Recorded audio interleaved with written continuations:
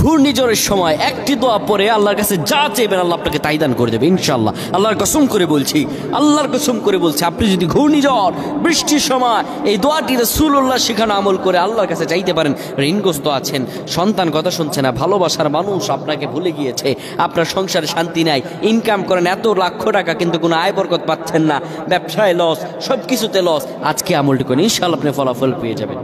নবীজি আমার বলেন, যখন বৃষ্টি আসবে, তীব্র বৃষ্টির সময়ে তোমরা আল্লাহর ইস্তেগফার করো আর হাত ভিজাও পানিতে।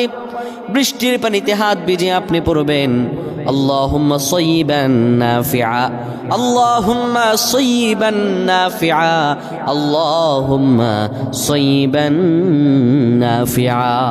সুবহানাল্লাহ। আল্লাহ আপনার ভাগ্য খুলে দেবে। যা অভাবে আছেন, যা বিপদে আছেন, যা অনিষ্টের মধ্যে আছেন, আল্লাহ আপনাকে রিজিক খুলে দেবে ইনশাআল্লাহ। আল্লাহ আমাদের বোঝার তৌফিক দান করুক। আল্লাহুম্মা আমিন।